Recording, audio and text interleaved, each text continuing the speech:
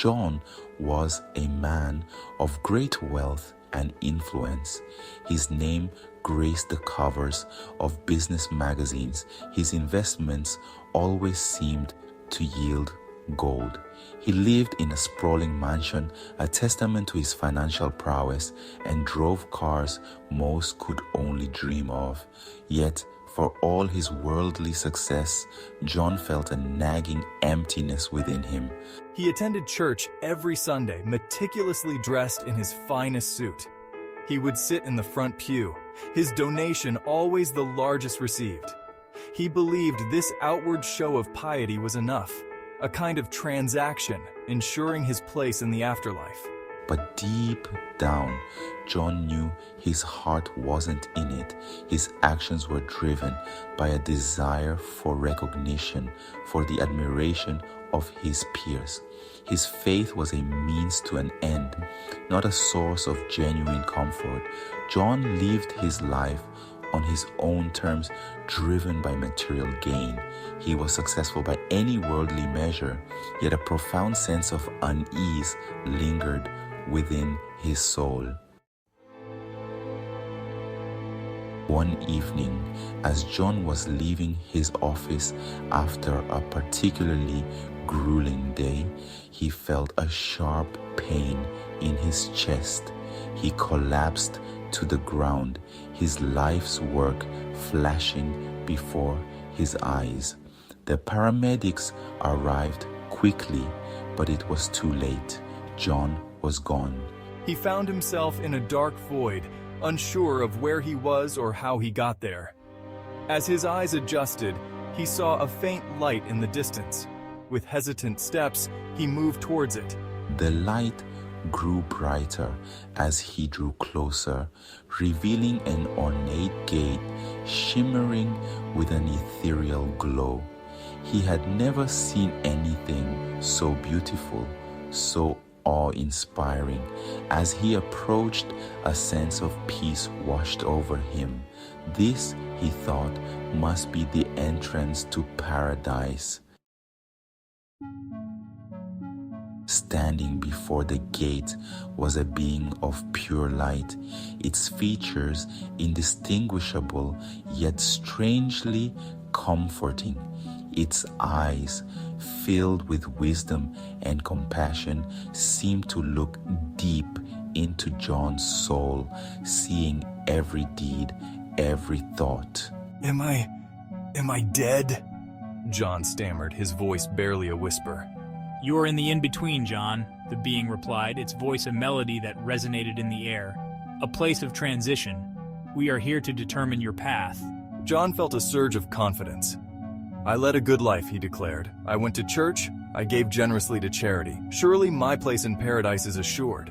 The being regarded him with an unreadable expression. Your actions on earth have been recorded, John, but outward appearances do not guarantee entry here. The celestial being gestured towards a massive book, its pages seemingly endless, filled with names written in shimmering gold ink. This, the being explained, is the Book of Life. It holds the names of all those who are granted entry into paradise. John watched as the being gently turned the pages, his name nowhere to be found. He felt a cold dread creep into his heart. This couldn't be right. He had played by the rules, hadn't he? My name, it's not there, John whispered, his voice trembling. Your name, John, is not inscribed within the Book of Life, the being confirmed, its voice soft yet resolute. Confusion washed over John. But why? He implored, his voice laced with desperation. I did everything right. I went to church. I donated money. I even volunteered at the local soup kitchen. The being regarded him with a mix of sadness and pity. John, it said gently, true righteousness stems not from outward actions alone, but from the purity of your heart. John was flabbergasted. What do you mean? he asked, his voice rising in panic. I followed all the rules, isn't that enough? The celestial being sighed. John, your donations were driven by a desire for recognition, not genuine compassion. Your presence at church was a performance, not an act of true devotion. Your wealth, your possessions, your social standing, these hold no meaning here.